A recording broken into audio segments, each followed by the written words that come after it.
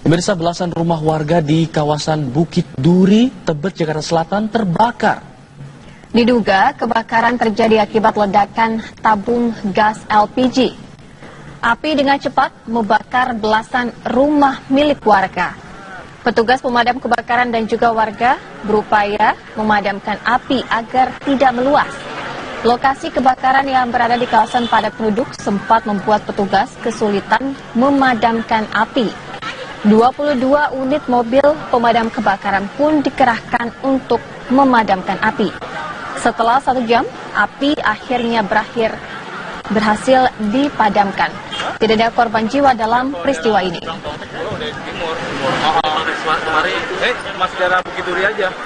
Bukan Bukit Duri, Kecamatan Tebet, Selatan ini. Lalu bagaimana kondisi terkini di kawasan Bukit Duri Tebet yang terbakar di sana? Kita akan bergabung dengan rekan kami, ada Astrid Lensiana.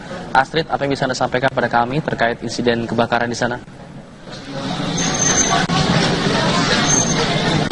Ya, Alfat dan juga Sira, memang di lokasi tempat padatnya penduduk yang ada di Bukit Duri Pangkalan ini tadi sempat terjadi kebakaran pada pukul 10 pagi dan ada sebanyak 43 pemadam kebakaran yang dikirimkan ke wilayah Bukit Duri ini sejak pukul 10 tadi pagi dan berhasil dipadamkan sekitar pukul 12 siang. Namun memang tidak ada korban jiwa akibat dari kebakaran ini. Namun tadi kami juga sempat menanyakan ada banyaknya kerugian yang dirasakan oleh korban jiwa dari kebakaran ini, yaitu para penduduk yang memang bertempat tinggal di wilayah yang cukup padat ini. Dan untuk lebih jelasnya kita langsung tanyakan saja bagaimana kronologis kejadian kebakaran ini bisa terjadi. Kita langsung tanyakan kepada Bapak Kompol Nurdin selaku Kapolsek dari Tebet. Bapak, bisa diceritakan ke kami bagaimana awal mulanya kebakaran yang ada di Bukit Duri ini bisa terjadi, Pak? Jadi sekira jam 9.55 tadi terjadi kebakaran di kelurahan di RT 05 dan RT 06 RW 012 Bukit Duri. Ada 7 rumah yang terbakar. Dari 7 rumah itu ada 19 kakak, kemudian 80 jiwa. Kemudian rumah yang pertama yang terbakar adalah rumah saudara Rijal yang dikontrakan oleh saudara Monte. Rumah itu dalam keadaan kosong. Setelah terbakar, kemudian api membesar, ada ledakan di dalamnya karena yang kemungkinan ledakan dari gas. Pak, kita ingin tahu apa penyebab terjadinya ledakan. Pastinya kan sudah ada api sebelumnya, Pak. Nah, asal api ini dari mana, Pak? Bisa sudah diberikan kepada kami seperti apa? Jadi api itu di rumah saudara Rijal yang dikontrakan ke saudara Monte, itu di lantai 2. Rumah itu dalam keadaan kosong, ditinggal oleh saudara Monte untuk dia sebagai pedagang di Jatinegara.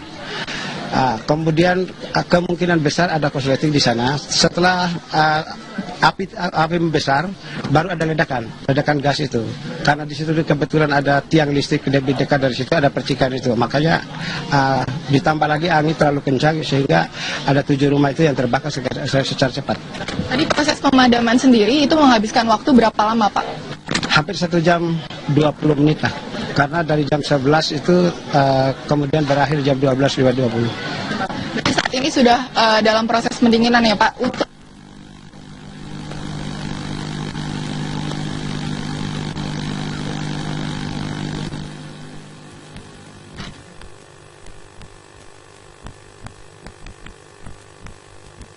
pendinginan kami Ya, seperti ada kendala komunikasi dengan rekan kami di lapangan dan memang cukup banyak 43 pemadam kebakaran dikerahkan dan untungnya tidak ada korban jiwa di sana. Iya. Untuk sementara kita beralih dulu ke informasi lain, pemirsa. 24 orang TKI yang ditampung di Jalan Ujang Dewa Sedadap Nunukan hilang. Sebelumnya mereka dideportasi dari Malaysia.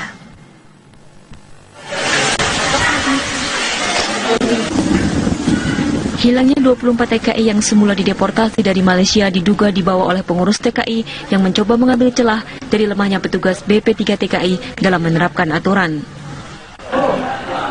Konsulat RI di Tawau juga menilai lemahnya pengawasan TKI di daerah perbatasan membuat TKI mudah kabur dari pengamanan. Jalur tidak resmi atau jalur tikus itu pun harus diawasi, dijaga seketat-ketatnya harapannya agar TKI atau WNI yang akan berangkat ke Sabah menggunakan fasilitas yang sudah dibangun oleh pemerintah. Dari Nunukan, Kalimantan Utara, Mulyadi, TV One mengabarkan.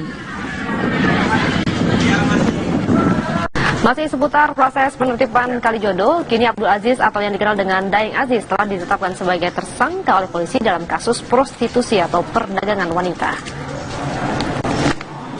Menurut Direskrimum Polda Metro Jaya, Kombes Pol Krisnamurti, surat panggilan kepada Daeng Aziz ini sudah dilayangkan.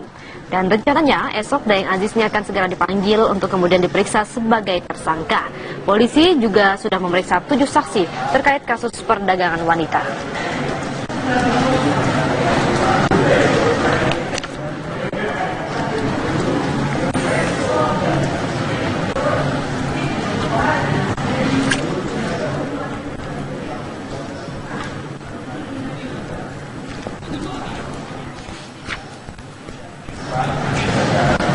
Ya, kita akan bergabung bersama dengan Kristi Dewi, rekan kami yang berada di Polda Metro Jaya untuk mengetahui seperti apa proses hukum yang nanti akan dijalani oleh Daeng Aziz. Kristi.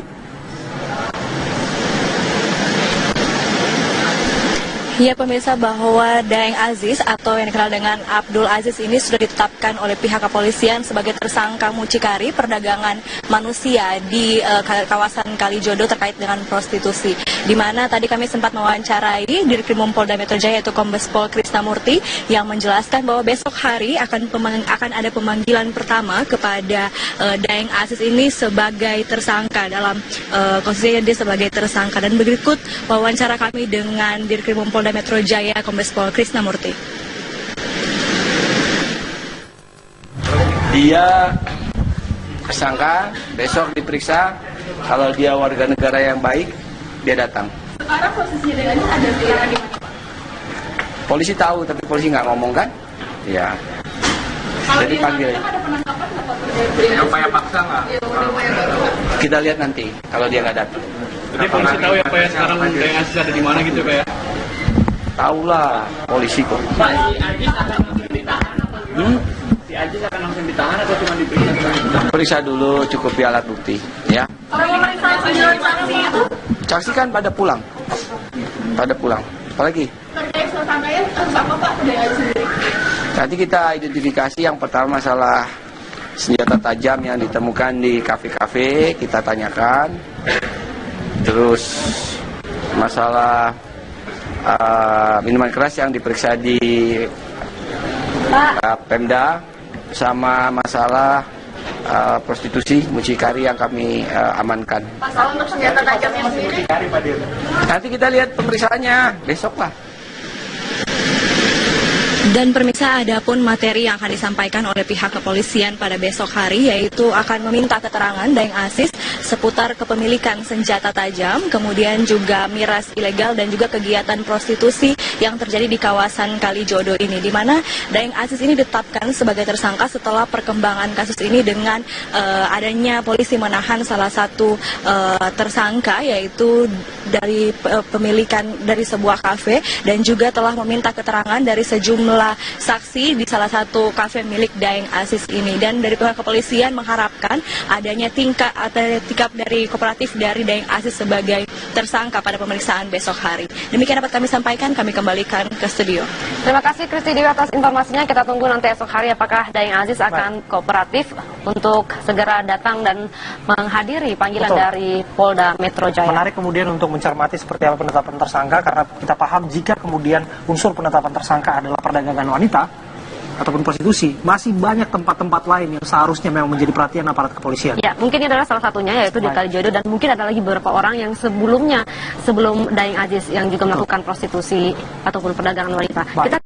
Kementerian Kelautan dan Perikanan hari ini meledakkan 30 kapal mencuri ikan di perairan Indonesia. Dari jumlah tersebut, Pangkalan Pengawasan Sumber Daya Perikanan Bitung, Sulawesi Utara meledakkan 11 kapal. 5, 4, 3, 2, 1, tenggelamkan.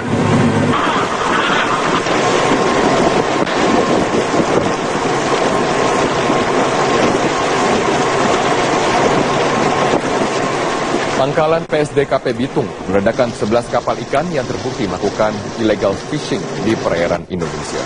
10 kapal diledakkan di perairan Desa Kemah, Minahasa Utara, dan 1 kapal di perairan Tahuna, Kabupaten Kepulauan Sangihe. Dari 11 kapal yang diledakkan, 7 kapal berbendera Filipina dan 4 kapal ikan berbendera Indonesia. Kapal yang berbendera Indonesia ikut diledakkan karena anak buah kapal warga negara Filipina.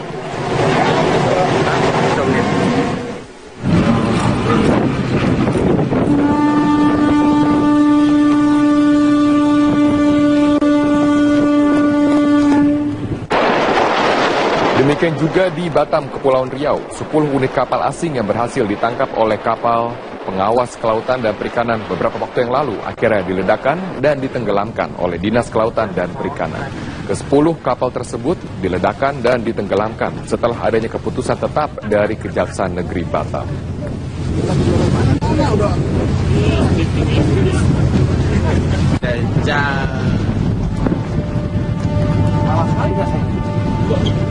Kita beralih ke informasi. Kejaksaan Agung memutuskan untuk menerbitkan surat ketetapan penghentian penuntutan atau SKPP terhadap perkara penyidik senior KPK Novel Baswedan.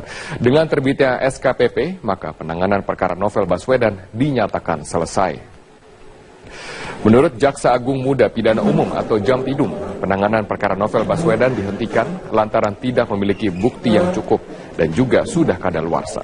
Berdasarkan hasil pengkajian tim kejaksaan, penganiayaan terhadap tersangka pencuri burung walet memang benar-benar terjadi, namun tidak ada bukti atau kesaksian yang kuat yang membuktikan pelaku di balik penganiayaan tersebut.